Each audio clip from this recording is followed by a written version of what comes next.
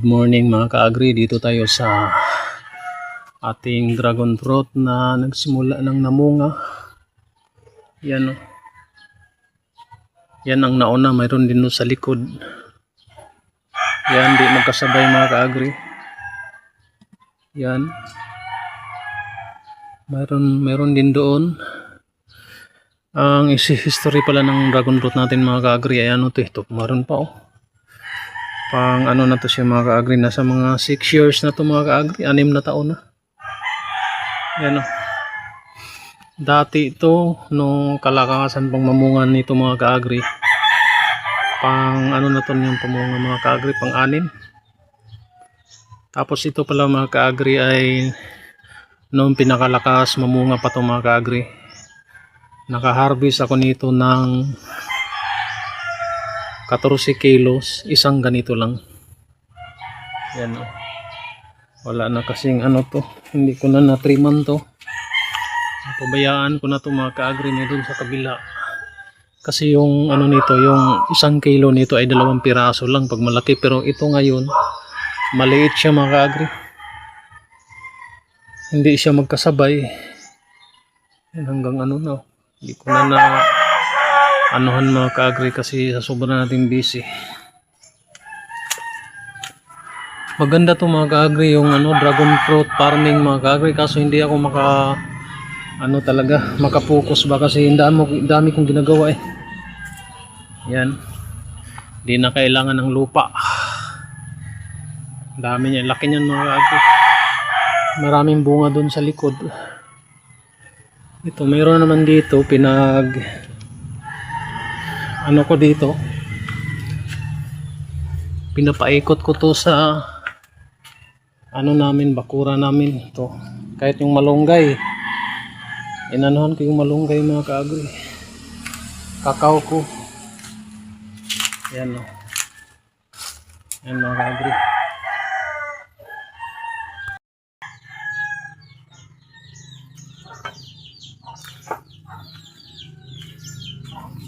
Yan pa mga ka-agri. Yan, ito pa yung ano natin, tinanim natin. Ito mga ka-agri.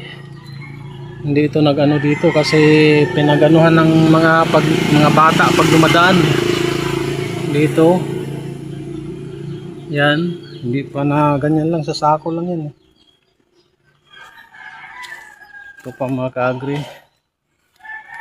Nasa harapan. Ito, namunga na to eh. Simula na tong namunga. Ayan o. Maraming bunga to siya mga ka-agri.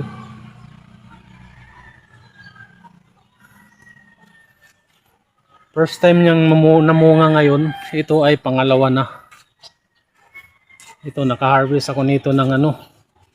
Ayan, daming ano mga ka-agri. Ayan o. Nasa harapan ng gitna nito. Ang dami na ito mga ka-agri. Ayan o. Ayan. Ito pangalawang bunga na niya. Nakakuha ako ng ano nito, 6 na piraso o 3 kilo. Tingnan mo, nasa ano lang yan. Ayan o. Hindi magkasabay. Ayan. Mga ka-agri, namunga na. Ito yung pangalawang bunga niya. Itong ano na to, season na to.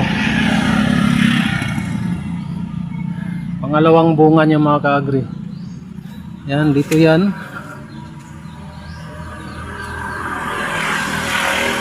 Dito sa harapan ng tindahan ay mga ka-agri. Tinampakan ko ng tinampakan. First time niyang namunga mga ka-agri oh. Ito first time. Sana hindi matanggal to eh. Diyan oh. Kasi minsan pinaglaruan ng mga bata to eh. Kahit matinik. Yan. Yan mga ka-agri. Namunga na rin ito mga ka-agri yan. Sa harapan, first time na namunga. Pati itong ano ko, dwarf ko na nyug. Yan yun, no?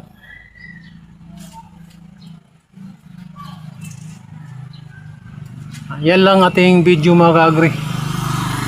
Marami pong salamat sa inyong panonood. God bless.